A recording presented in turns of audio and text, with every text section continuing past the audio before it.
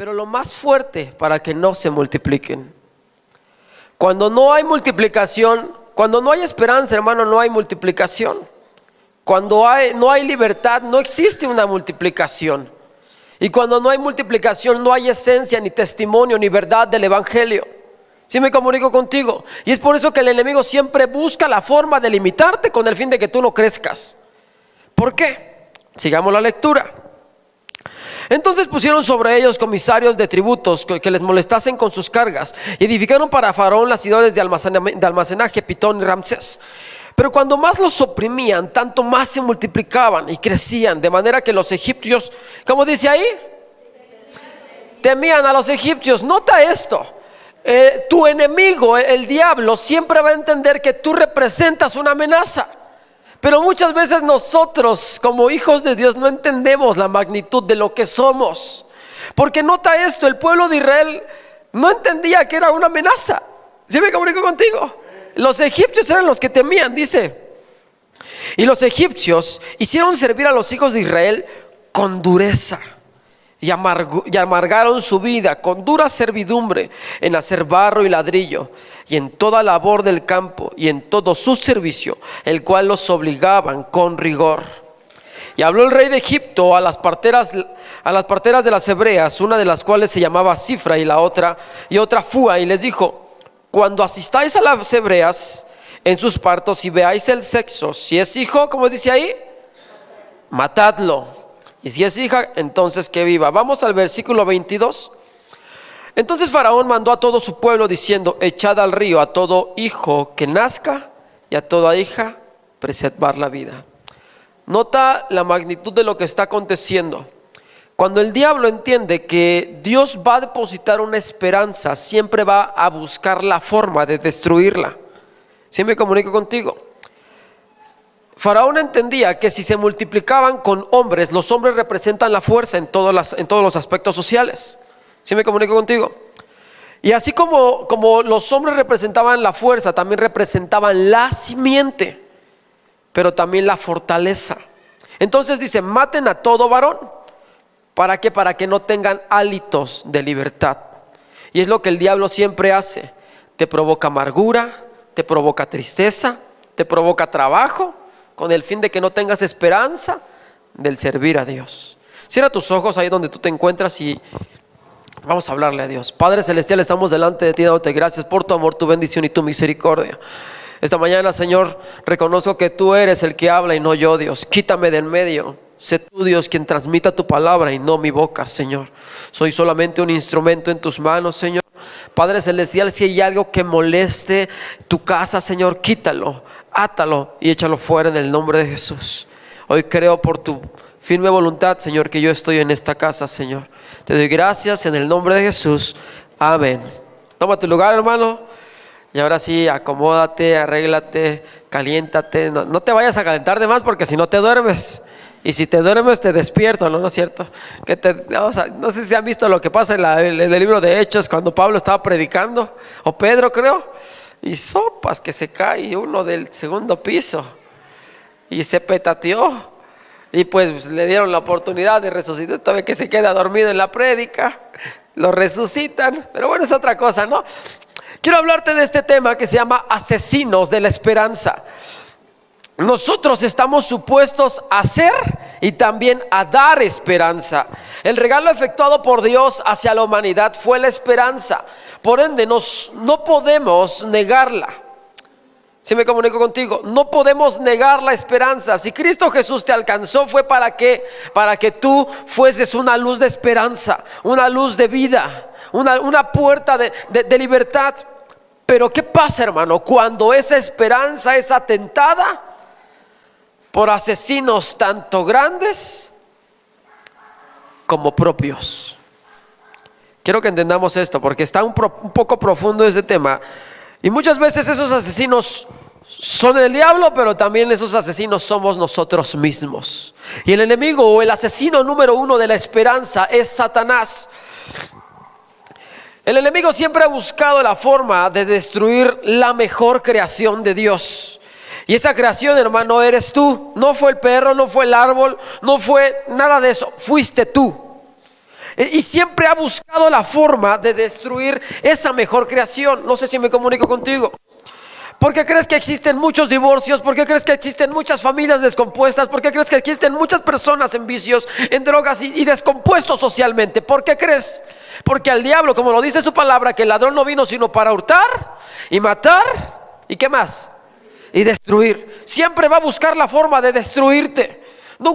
El diablo nunca le va a gustar que Ramiro está siendo bendecido, pero lejano de Dios. Ramiro está... Al diablo no le gusta eso. Al diablo le gusta que se llene de trabajo, pero que no sea feliz.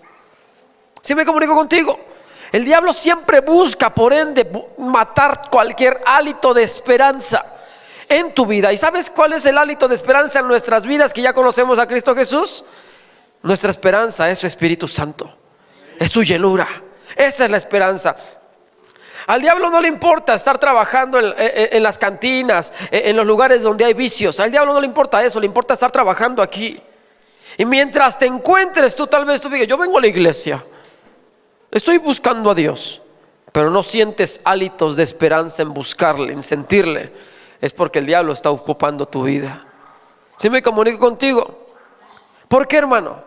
Porque el diablo siempre va a buscar la forma de, están ahí, pero hay que mantenerlos ocupados. Si tú leíste conmigo lo que estaba sucediendo en el Éxodo, dice que buscaron la forma de limitarlos, pero aún más fuerte, de amargarles la vida. Hermano, nuestra vida no debe de ser amargada. Mi esposa siempre tiene un conflicto conmigo, y es que yo siempre me río cuando se tiene que enojar uno y cuando se tiene que estar serio uno. Yo siempre me estoy riendo, y ese es el conflicto que siempre tiene. ¿Y eso es por qué?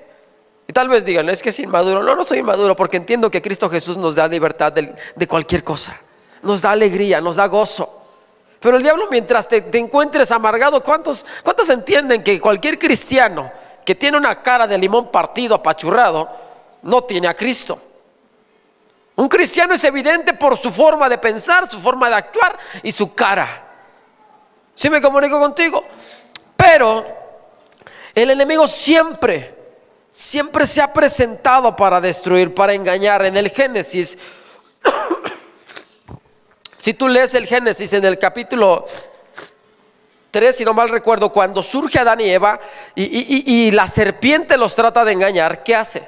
Los seduce con palabras. ¿No te das cuenta que puedes tener esto y aquello? Haciéndolos desviar su mirada del Eterno. La serpiente estaba en el jardín, ¿cierto? Estaba en el Edén. El Edén representa la presencia, el Edén representa la casa de Dios. Así como tú y yo estamos en la casa de Dios, esto es nuestro Edén. Pero la serpiente siempre va a buscar la forma de seducirte con el fin de ¿qué? De no hacerle caso a la palabra de Dios, de no hacerle caso a sus preceptos.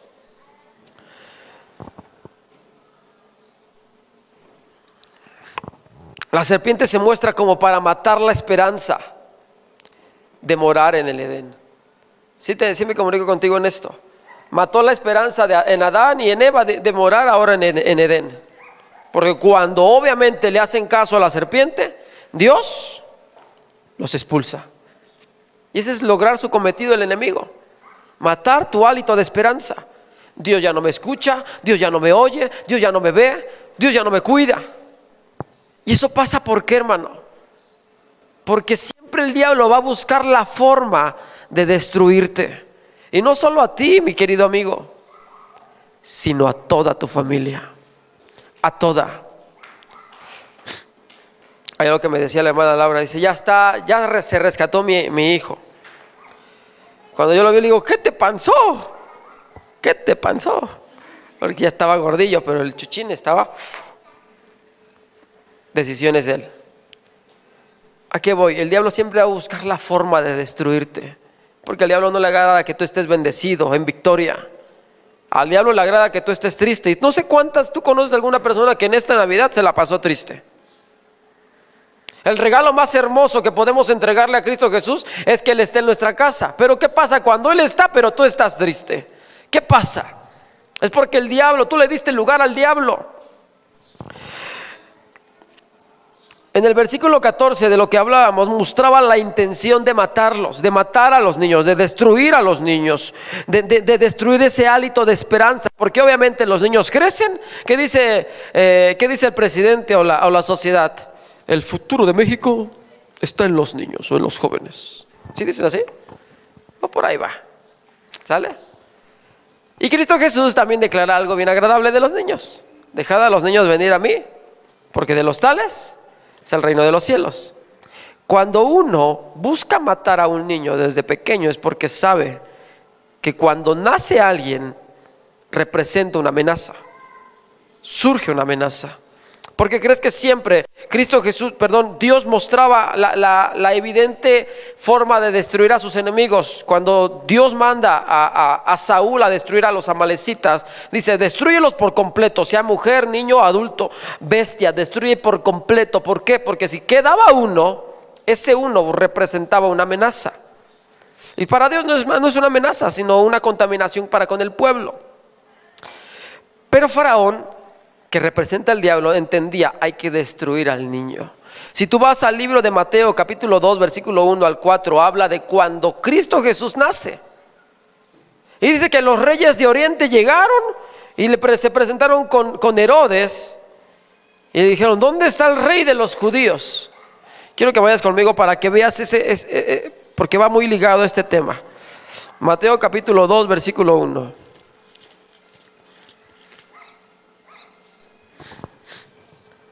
Dice la palabra: cuando Jesús nació en Belén de Judea, en días del rey Herodes, vinieron del oriente a Jerusalén unos magos. Aquí dice unos magos, la realidad es que eran reyes de oriente o personas sabias de oriente, diciendo: ¿dónde está el rey de los judíos que ha nacido? Porque su estrella hemos visto en el oriente y venimos a adorarle. Oyendo esto, el rey Herodes, ¿qué dice ahí? Se turbó. Y nota qué tan fuerte también lo que dice: y toda Jerusalén con él. Muchas veces nosotros estamos supuestos a esperar una esperanza, pero cuando surge la esperanza, el enemigo se turba, pero también todos los de Jerusalén. Herodes entendía que al nacer un nuevo rey representaba una amenaza para su reinado. Y si tú continúas leyendo, dice: ahora vayan y búsquenlo. Y dice que comenzó a indagar y dijeron: en Belén está, vamos a ir. Cuando aparezca, me lo traen para que yo también vaya a adorarlo. Dice que como se vio burlado, porque obviamente los ángeles le dijeron a los reyes de Oriente: váyanse porque los va a matar el rey Herodes. Dice que Herodes se vio burlado y mandó a matar a todos los niños menores de 2 meses. Nota cuán pragmático, literal, es lo que está sucediendo. Cuando el enemigo entiende que la amenaza surge desde el nacimiento, y quiero que entiendas esto me lo aprendí de un pastor. Cuando el diablo, esto no está comprobado, pero dice que cuando el diablo asiste a algún lugar de nacimiento donde nace un bebé, está naciendo y hay muchos ángeles, o sea, hay mucha luz, el diablo busca la forma por cualquier momento de destruirlo. ¿A qué voy con esto? A mi hermana Luz, esa es inmortal. Ahorita no está, pero esa es inmortal. Esa se cayó de la azotea, se intoxicó con fármacos de una señora. ¿Qué más le pasó? Le dio asma cuando nació. El diablo buscó la forma de destruirla por cualquier motivo. Y tal vez tú dices: yo también me ha pasado esto ya, pero pasa ¿por qué? Porque existe una luz de esperanza cada que nace alguien. ¿Por qué crees que el diablo siempre buscó la forma de matar a los primogénitos? En Adán, en Abraham, que no pudo tener hijos, en Sansón, que no podía tener su hijo, su padre Manoah, ni su esposa, porque buscaba la forma de destruirlos desde su simiente. Si tú vas conmigo a capítulo 10, esto lo dije al principio, pero quiero que lo leas conmigo en la Biblia. Juan 10:10 dice: el ladrón no viene sino para hurtar y matar y destruir. Yo he venido para que tengan vida y para que la tengan en abundancia. Yo soy el buen pastor su vida da por las ovejas. Y quiero que entendamos esta parte tan tan directa que Jesús dice a sus discípulos: el ladrón, o sea, el diablo, no vino sino para hurtar y matar y destruir. Y muchas veces sabemos eso, pero pasamos por alto lo que el diablo hace. No sé si me comunico contigo. Pensamos que como ya estamos en el evangelio, está todo tranquilo. Y hermano, cuando tú vienes al evangelio es para que tengas guerra continuamente. No para que el diablo, ahora ya es cristiano, ya no le voy a hacer nada. Con más ímpetu lo hace, porque a él no le gusta que tú estés buscando de Dios. El diablo va a decir: mientras esté en la iglesia pero que no haga nada, que vaya. Al diablo no le agrada que tú le sirvas a Dios. Al diablo no le agrada que tú vengas y adores a Dios. ¿Por qué crees que muchas veces quieres venir a la casa de Dios en domingo? Quieres ir a los grupos entre semana y se presenta cualquier cosa antes de que vayas a buscar a Dios. Eso es ¿por qué? Porque el diablo, el enemigo número uno de la esperanza, busca la forma de destruirte. Quiero que vayas conmigo a Apocalipsis capítulo 12.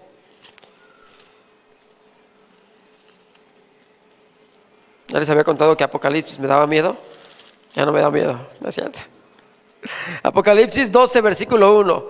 Y quiero que veas lo que Juan está expresando. Y esto es desde el principio, antes de que Juan naciese. Dice: apareciendo en el cielo una gran señal, una mujer vestida de sol, con la luna debajo de sus pies, y sobre su cabeza una corona de estrellas, de 2 estrellas. Esto representa a Israel, la madre de la esperanza.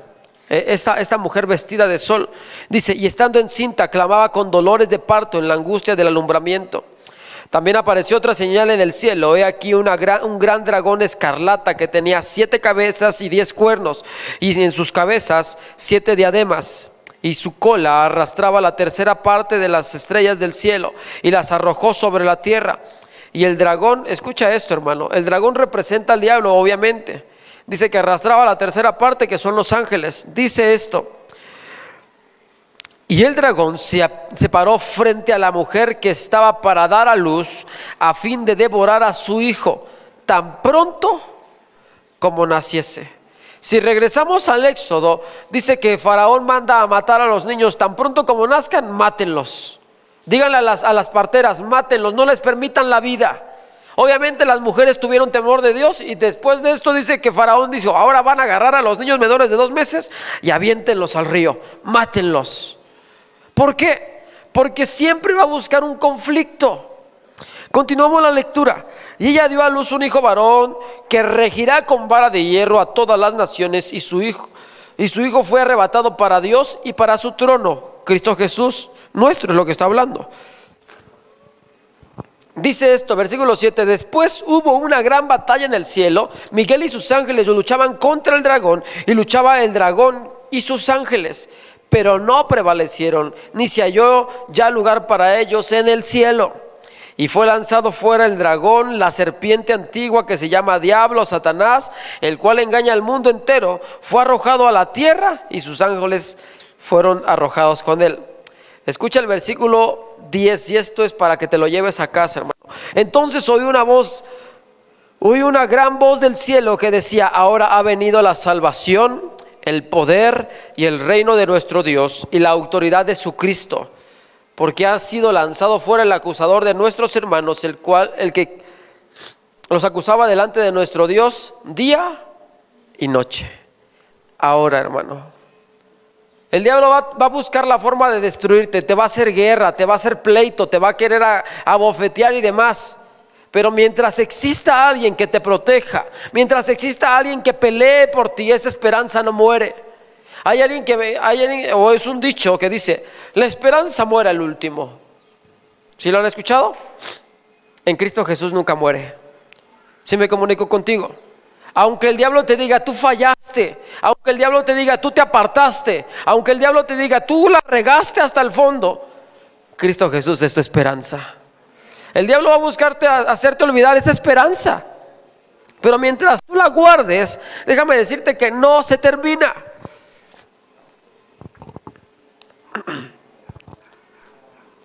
¿Por qué crees que el diablo siempre procuró incluso asesinar a nuestro Señor Jesucristo? Lo leímos en Apocalipsis. Punto número 2, el asesino número 2 es eres tú. Eres tú. Y tú dices, ¿cómo yo? Sí, tú. Por nuestras propias decisiones, por las cosas que nosotros mismos decidimos y pensamos hacer.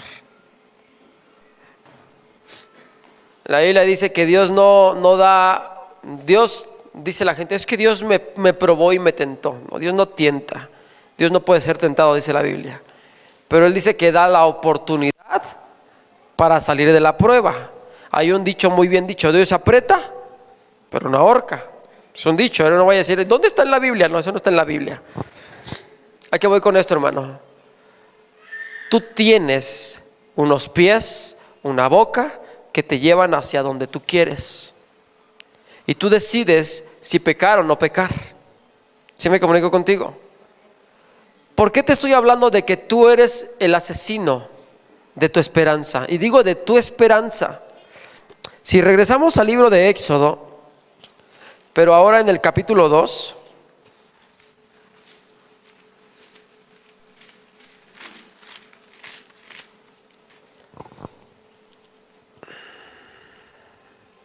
en el versículo 11 dice: en aquellos días sucedió que creció ya Moisés, salió a sus hermanos y los vio en sus duras tareas, y observó a un egipcio que golpeaba a uno de los hebreos, sus hermanos. Entonces miró a todas partes y viendo que no parecía a nadie, mató al egipcio y lo escondió en la arena. Al día siguiente salió y vio a dos hebreos que reñían. Entonces dijo al que maltrataba al otro: ¿por qué golpeas a tu prójimo? Y él respondió: ¿quién te ha puesto a ti por príncipe y juez sobre nosotros? ¿Piensas matarme como mataste al egipcio? Entonces Moisés tuvo miedo y dijo: ciertamente esto ha sido descubierto. Oyendo Faraón acerca de este hecho, procuró matar a Moisés, pero Moisés huyó de delante de Faraón y habitó en la tierra de Madián. Número 1 de las cosas que hizo Moisés es pecar, asesinando a una persona, asesinando a otra persona que era su prójimo. 2, huyó, se alejó de la esperanza. Hazte esta pregunta, hermano: ¿qué hubiese pasado si Moisés no hubiese matado? ¿Qué hubiese pasado? Yo creo que iba a ser más fácil la salida, ¿cierto? Porque obviamente les iba a decir: ahora sí, lléguenle, váyanse porque esta no es su tierra. Y iba a abogar para que se fueran ellos. Pero muchas veces nosotros nos alejamos de esa esperanza, de esa solución.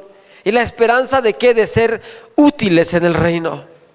No inútiles, útiles en el reino.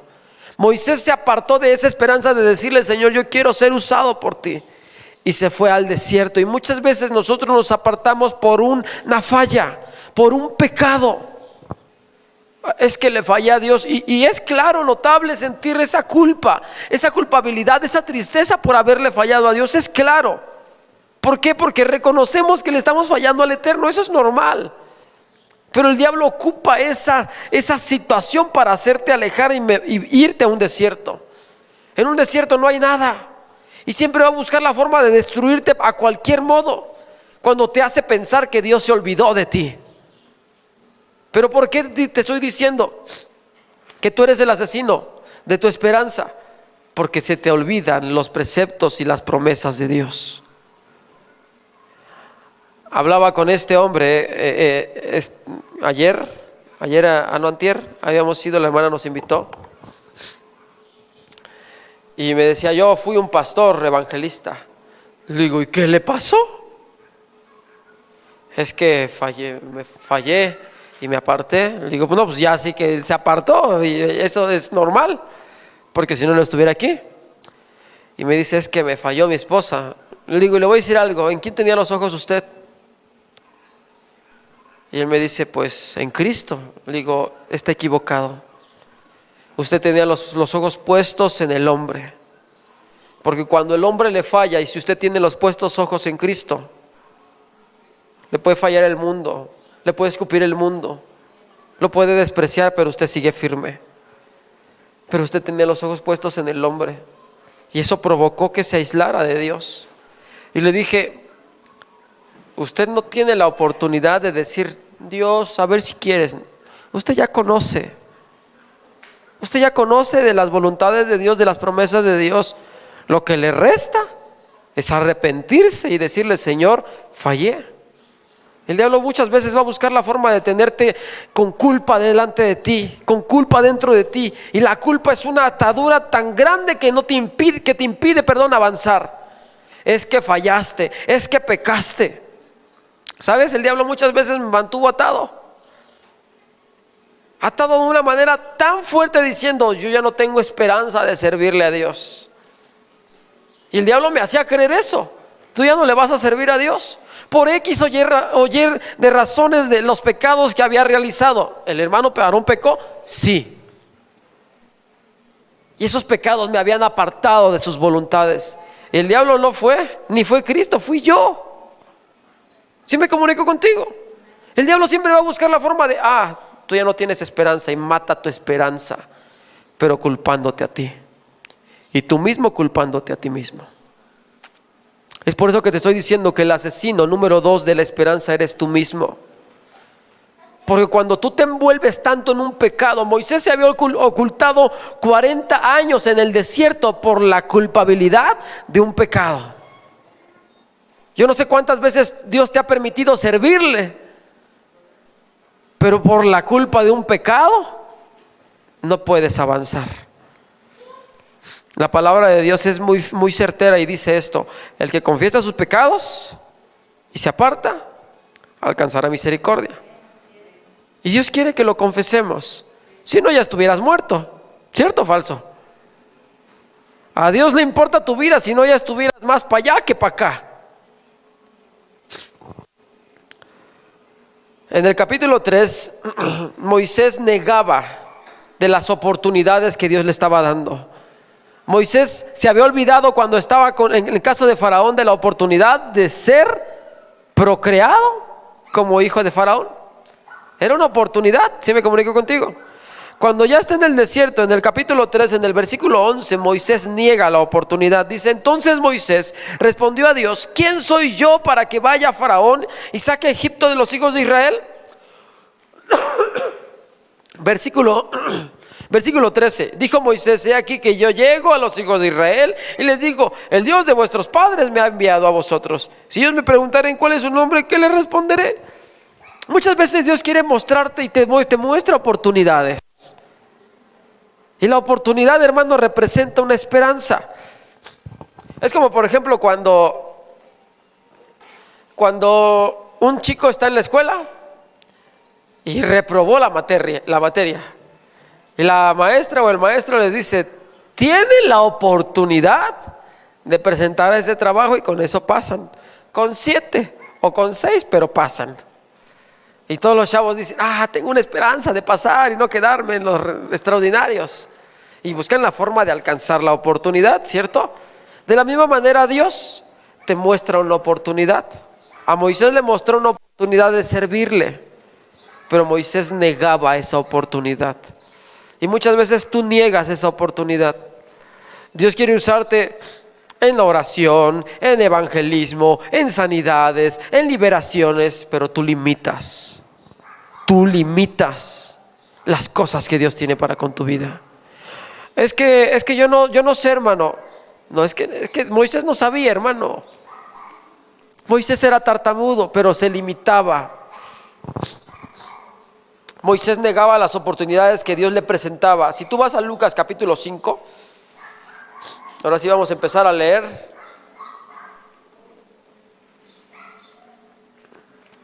Lucas capítulo 5, vamos a leer el versículo 5 al 8.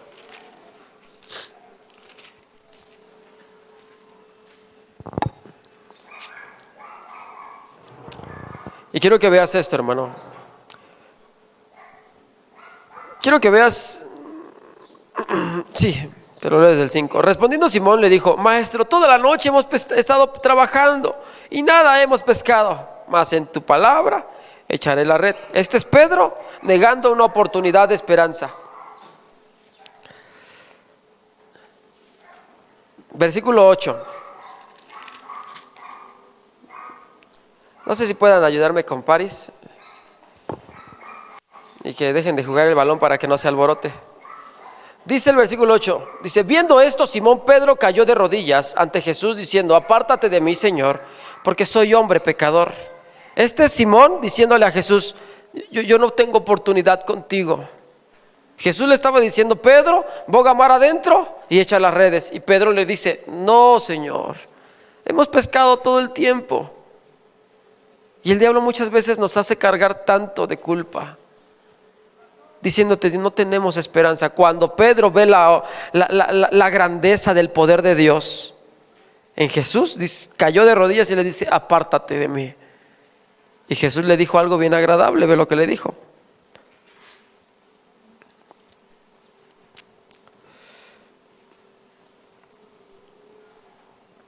Dice: porque por la pesca habían hecho y el temor se había apoderado de él y de todos los que estaban con él. Y asimismo que Jacobo, Juan, Zebedeo y todos esos: no temas, desde ahora seréis pescadores de hombres.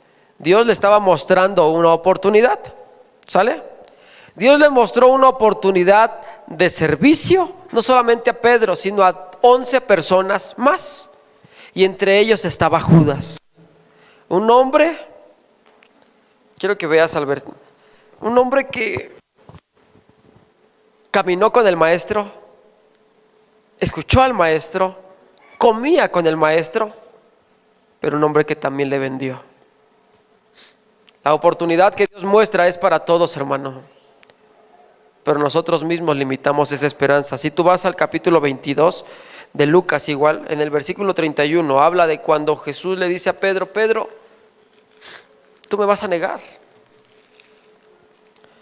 Capítulo 22, versículo 31.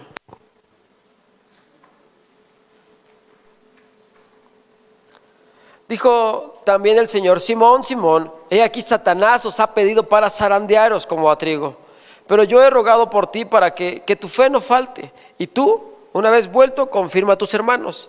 Él le dijo, y muchas veces escucha esto, hermano, tenemos esa voluntad de decirle: Señor, yo quiero servirte siempre, yo quiero hacerlo siempre.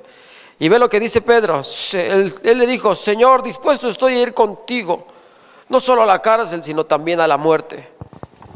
Y Jesús le dice: Pedro, te digo que el gallo no cantará hoy antes que tú niegues 3 veces que me conoces.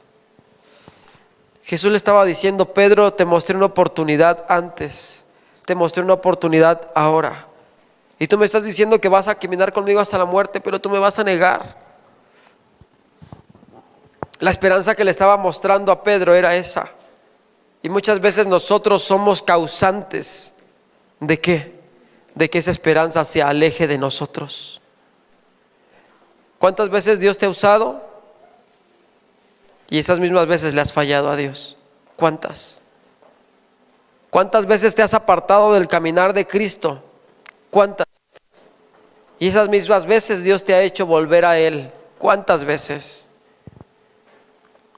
Hay algo que leíamos en la escuela de formación, y en esta clase, la clase del servicio. Cuando Dios deja de confiarte algo, deja de mostrarte trabajo, dice la escuela, ¿cierto? Esa es la clase del que quiere ser el mayor, ¿cierto? Cuando Dios deja de darte servicio, es porque ha dejado de confiar en ti. Pero si Dios te sigue dando algo, aunque le hayas fallado, es porque sigue teniendo esperanza en ti. Sí me comunico contigo. Pero el diablo siempre ha buscado la forma de él mismo destruirte, de culparte a ti mismo para destruir tu esperanza. Y punto número 3.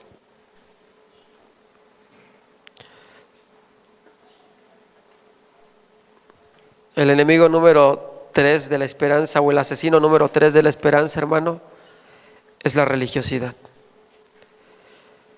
Muchas veces no entendemos la magnitud de nuestros actos y de nuestras palabras. Muchas veces olvidamos el lugar de donde Dios nos sacó. Y cuando eso sucede, hermano, es porque nos disfrazamos y nos vestimos de Cristo. Hay algo tan fuerte en esto, hermano. La religiosidad muchas veces ha invadido las iglesias. ¿Y cómo las ha invadido? A la persona que viene como pecador, es un pecador, no te juntes con él. Y si fue un cristiano y pecó, ya Dios ya no tiene oportunidad, que se aparte, es un hijo del diablo. Y te vuelvo a decir esto que te dije al principio: nosotros no somos supuestos a negar, a matar, a asesinar o a cortar la esperanza. Estamos supuestos a darla. Es que me falló a mí ese hermano, me robó a mí. ¿Para qué le confías? Por eso la Biblia dice: maldito el hombre que confía en el hombre. Pero peor aún, cuando un cristiano que se dice ser cristiano está juzgando a los demás, negando la esperanza del nacimiento de Cristo en sus corazones. Es algo tan aberrante, es algo tan feo. Decir: soy cristiano, pero no quiero juntarme con el pecador. Hermano, nosotros no estamos supuestos a disfrazarnos de cristianos. Estamos obligados a ser cristianos y tener el amor de Cristo en nuestras vidas. ¿Sí me comunico contigo? Es que yo soy del alta alcurnia y no puedo abrazarle o saludarle. Entonces está Cristo. ¿Sí me comunico contigo? Cristo Jesús en ninguno de los aspectos se vistió, dirían los jóvenes, farol, de etiqueta. Él se vestía con su manto y punto. ¿Y con quién comía? Es que ustedes no leen la Biblia. ¿Con quién comía Cristo Jesús? ¿Con ladrones y con quiénes más? Puro pecador, hijo del diablo. Con publicanos, dice la Biblia. Y usted: es que no puedo juntarme con ningún pecador, soy santo. Quiero que vayamos a la Biblia. Ve conmigo a Juan capítulo 12.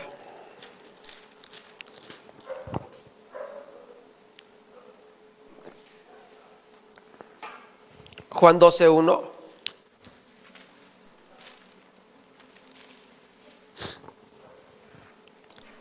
Y ve esto, hermano. Esto no es ninguna mujer pecadora, sino la amiga de Jesús.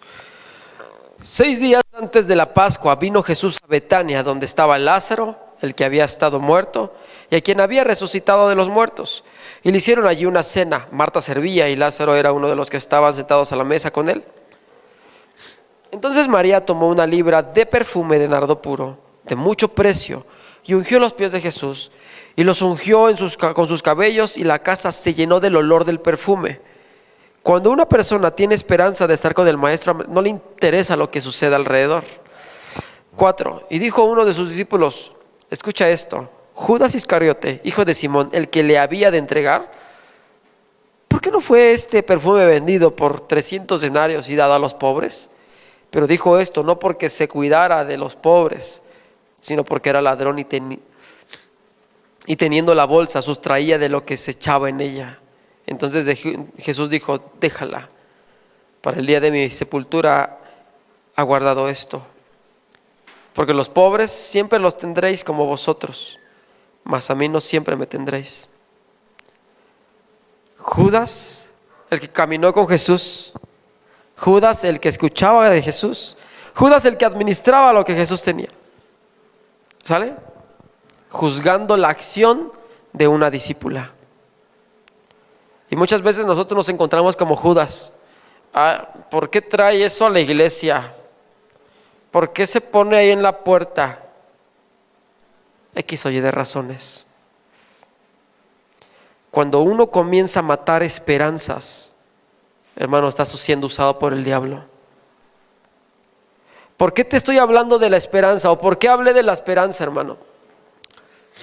Ese tema surgió de una serie que sacamos en la semana que se llama Enemigos de su nacimiento. El nacimiento de Cristo Jesús conlleva al nacimiento tanto en los corazones como en el mundo. Cuando uno quiere matar la esperanza del nacimiento del corazón, en el corazón de los pecadores, hermano, nos convertimos en asesinos como el diablo.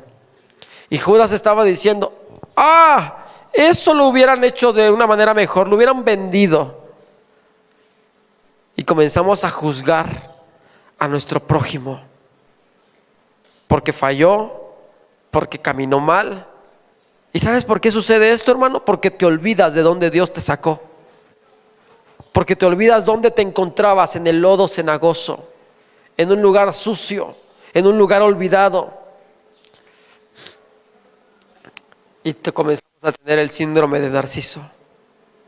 ¿Sabes cuál es el síndrome de Narciso? No, se los platico rápido. Narciso era una persona que se creía muy hermosa para toda la humanidad. Y se miraba el reflejo en el agua y decía: qué hermoso soy, no hay nadie como yo. Y el complejo de Narciso es pensar que tú eres mejor que los demás, endiosarte. Ese es el complejo de Narciso. Cuando un cristiano comienza a narcisarse, no sé si es correcta la palabra, se olvida del concepto principal del evangelio, que es Cristo. Judas, una persona que caminaba con Jesús, hermano, buscó la forma de criticar. Ve conmigo a Lucas capítulo 7, un libro anterior, Lucas 7 versículo 36.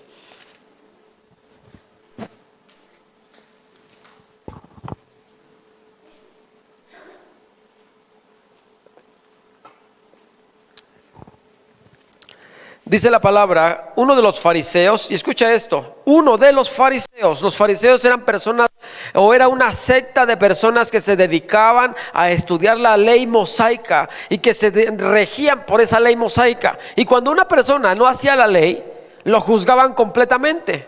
¿Sale? Es por eso que un fariseo estaba diciendo, lo recalca Jesús, uno de los fariseos rogó a Jesús que comiese con él. Y habiendo entrado en casa del fariseo, se sentó a la mesa. Entonces una mujer de la ciudad que era, ¿cómo dice ahí?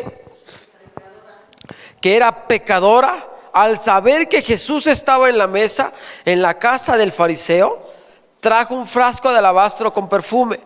Y estando detrás de él a sus pies, llorando, comenzó a regar con lágrimas sus pies, y los enjugaba con sus cabellos, y besaba sus pies y los ungía con el perfume. Cuando vio esto, el fariseo que le había convidado dijo para sí: si fuera profeta, conocería quién y qué clase de mujer es la que le toca. ¿Qué es qué? Hay una aberrante contrariedad del evangelio, de decir amo, pero amo a quien quiero. Y no se trata de amar a quien tú quieras, se trata de amar a tu prójimo, de amar a todos. Porque si Cristo Jesús te amó en la situación más horrible y desagradable de tu vida, tú también debes de hacerlo.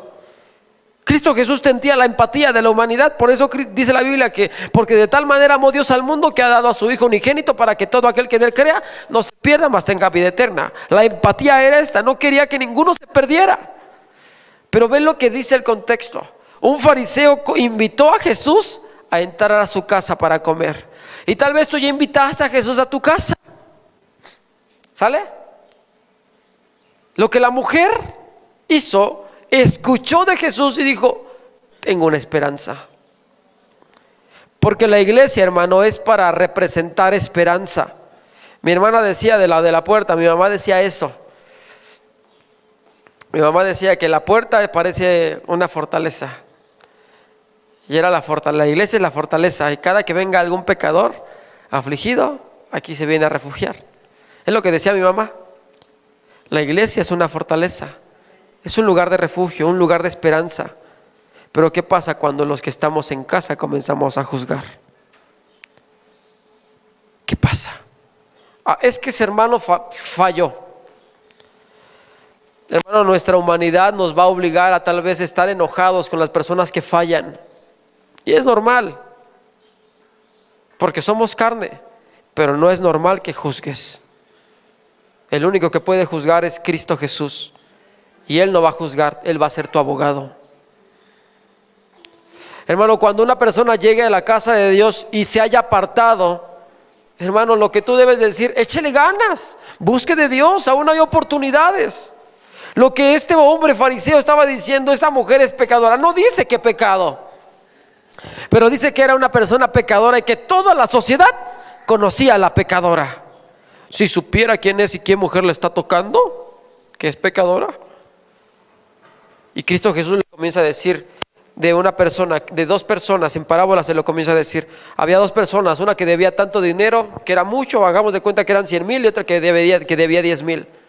Pero entonces, viendo el Señor que no podían pagarle, les perdonó la deuda. Y Jesús le hace esta pregunta: Simón, ¿quién crees que amó más? ¿Al que perdonó poco o al que perdonó mucho? Y dijo: yo creo que al que perdonó demasiado. Y Jesús le dijo: rectamente has juzgado. Y comenzó a decirle: esta mujer, al entrar, no ha dejado de besarme, tú no me diste beso al entrar.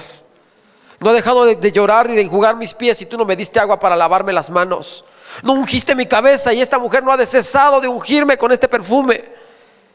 Hermano, muchas veces nos encontramos en la situación de que ahora ya estamos en la iglesia y se nos olvida que estuvimos un tiempo atrás en otro lugar, sin acepto.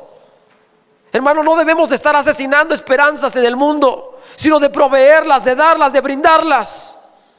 La humanidad está declinada, sin esperanza, pero tú eres esperanza. Pero ¿qué pasa cuando tú mismo estás matando la esperanza? Y te dije, no sé si entendiste el tema del punto número 2, que tú eres el enemigo, el asesino. Pero el número 3 es la religiosidad, y esa religiosidad está en la iglesia. Es una contaminación dentro de la casa. Hermano, no estamos obligados a ser religiosos. Una iglesia no es religión. ¿Sí me comunico contigo? Una iglesia es Cristo Jesús en nosotros. Eso es la iglesia. Pero ¿qué pasa, hermano, cuando tú estás juzgando, cuando tú estás señalando? El fariseo: yo quiero que pose Jesús en mi casa. Y Jesús lo hizo, pero el mismo fariseo estaba juzgando a Jesús. No solamente a la mujer pecadora, estaba juzgando a Jesús. ¿Sí me comunico contigo? Cuando tú comienzas a juzgar a la persona que está pecando o que pecó, te conviertes en un fariseo que juzga a Jesús al juzgar a un pecador. Cristo Jesús muestra su amor para con nosotros, dice, en que siendo aún pecadores.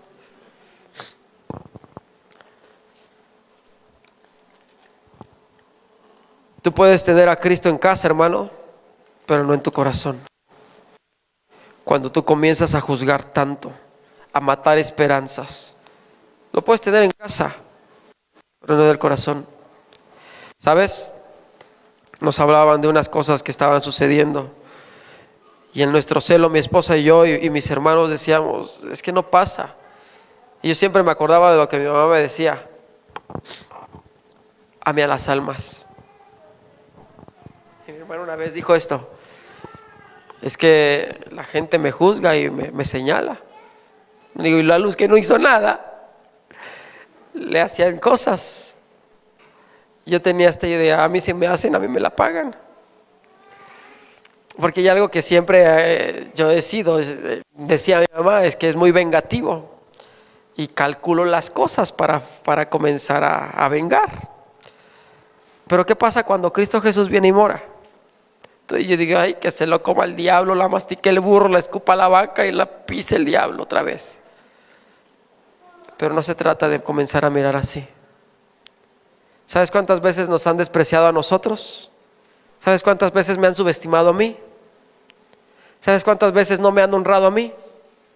Muchas. ¿Y sabes cuántas veces le he dicho a Dios: no es justo? ¿Y sabes cuántas veces Dios me ha dicho: no se trata de tu justicia, se trata de la mía? Mi corazón estuviera supuesto a juzgarte, a juzgar a muchos, pero se me olvidaría entonces de dónde Dios me sacó. Estaba escuchando el testimonio de una persona que se llama Roberto Tales, porque esa canción me pegó tanto en mi corazón. Y decía: entra en mi casa, llena el espacio vacío. Y dije: voy a escuchar el testimonio. Y decía: yo fui hijo de pastor, conocía del Espíritu Santo desde niño, pero me aparté en drogas, en placeres. Y dice que cuando estuvo a punto de volver, porque ya no iba a volver, dice que su amigo, el diablo tomó lugar en su amigo y le empezó a decir: tú no eres del lugar de Dios, Dios no está en ti, Dios no te va a perdonar. Y dice que comenzó a recordar lo que su padre le decía: tú eres hijo de Dios. Hermano, cuando tú entiendes que eres hijo de Dios, la religiosidad no debe de estar en ti. Ama al prójimo, ama al que falla, ama al que trate de estar levantándose y tú digas, no, pues este ya ni se levanta. Échale la mano. Hay algo tan horrible que existe en la ciudad, en la nación mexicana, y es que cuando uno quiere prosperar, surge otro que quiere arrebatarlo para abajo. Quiero que vayas a Juan capítulo 8.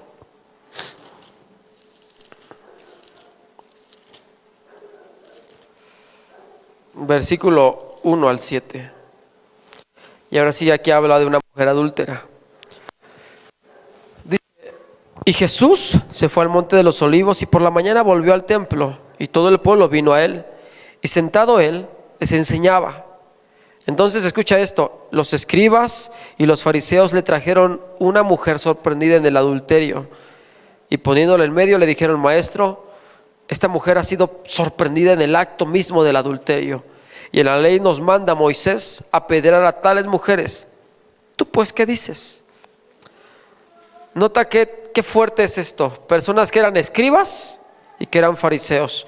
Los escribas, de acuerdo al Nuevo Testamento, eran personas, al Nuevo y al Antiguo Testamento, eran personas que transcribían la ley, que transcribían la Biblia. Y los fariseos eran personas que se dedicaban a cumplir rigurosamente la ley, pero que no practicaban la ley. Y estos escribas y fariseos comenzaron a decir: esta mujer no tiene esperanza, esta mujer tiene que ser muerta. ¿Tú qué dices? Jesús dijo esto, mas esto decían tentándole para procurar, para acusarle, para poder acusarle, perdón. Pero Jesús, inclinándose hacia el suelo, escribía en tierra con el dedo. Y como insistieron en preguntarle, se enderezó y les dijo: el que de vosotros esté libre de pecado, o si esté sin pecado, sea el primero en arrojar la piedra contra ella. Dice que comenzaron a apartarse uno a uno, desde el mayor hasta el más chico. Jesús no vino a juzgar. Si me comunico contigo, Él vino a rescatar lo que se había perdido. Dice que cuando la mujer estuvo ahí, se levantó una vez más Jesús y le dijo: mujer, ¿dónde están los que te condenan? ¿No quedó ninguno? Dice que la mujer le dijo: ninguno, Señor. Y Jesús dijo algo tan agradable: ni yo te condeno. Vete y no peques más. ¿Cuántas veces te han fallado a ti que has querido matar? No matar de una manera drástica, sino ya no darles esperanza. ¿Cuántas veces has fallado tú que has buscado la esperanza de Dios? El enemigo número 1, que es el diablo, influencia a los demás, pero el 3 es, y creo, el más atroz de la humanidad. ¿Por qué, hermano? Porque creo que el asesino número 3, que es la religiosidad, es el más atroz. ¿Por qué? Porque aquellos que ya conocen de Cristo comienzan a matar la esperanza. El diablo, ese es su cometido número 1 siempre, y siempre busca destruirte. Pero ¿qué pasa cuando los que tienen esperanza no la están brindando, sino al contrario, la están matando? La humanidad se ha olvidado de la empatía, del amor. ¿Cuántas veces tú te has olvidado del amor de Dios? Quiero terminar con Lucas capítulo 10, versículo 25.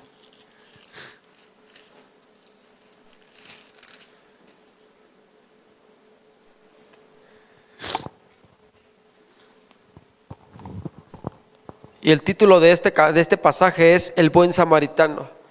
Y aquí un intérprete de la ley se levantó y dijo, para probarle: maestro, ¿haciendo qué cosa heredaré la vida eterna? Él le dijo: escrito está. ¿Qué está escrito en la ley? ¿Cómo lees? Ahí me cayó agua. Aquel respondiendo dijo: amarás al Señor tu Dios con todo tu corazón y con toda tu alma y con todas tus fuerzas y con toda tu mente, y a tu prójimo como a ti mismo. Él le dijo: bien has respondido, haz esto y vivirás.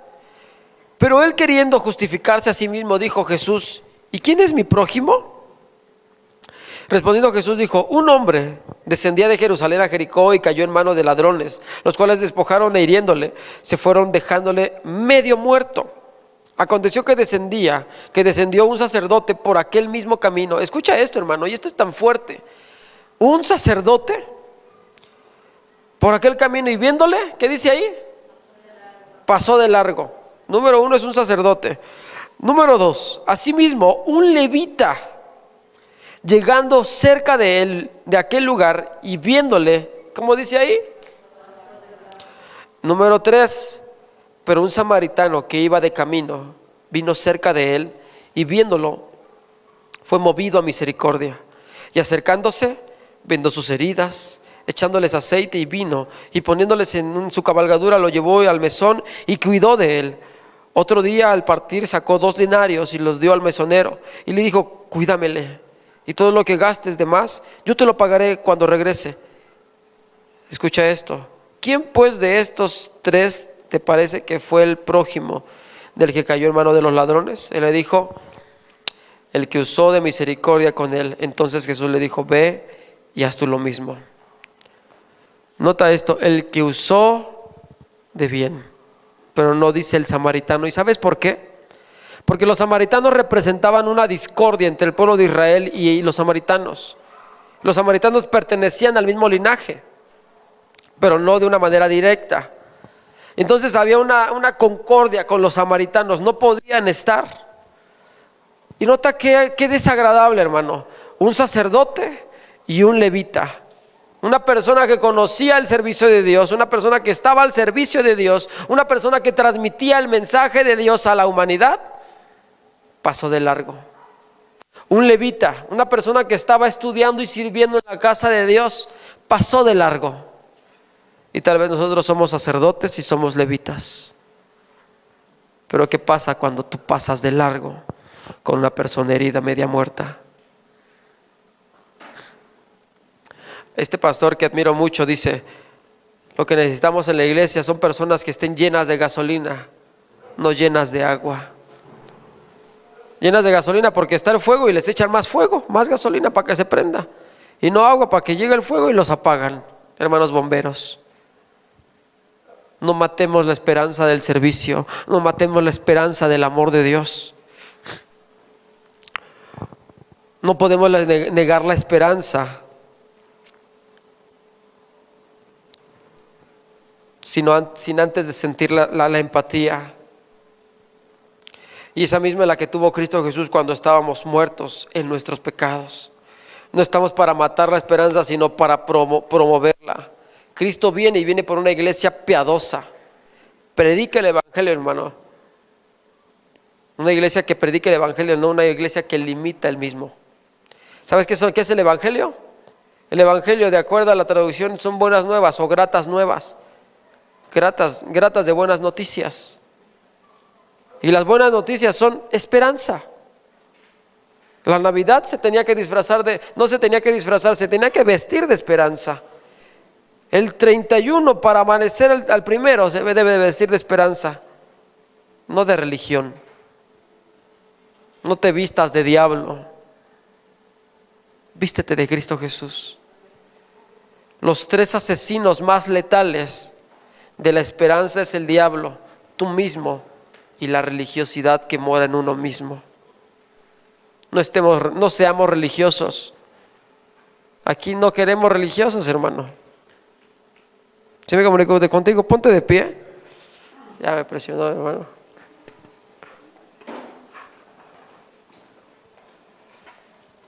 Y si en algún momento el diablo ha matado tu esperanza, o tú has matado la esperanza en alguien, tal vez en tu hijo, en tu hija, tal vez en tu ministerio, hoy puedes decirle a Dios: Dios, necesito de tu esperanza. Padre Celestial, estamos delante de ti, Señor. Yo quiero que tú le hables a Dios. Háblale a Dios. Cierra tus ojos y háblale a Dios.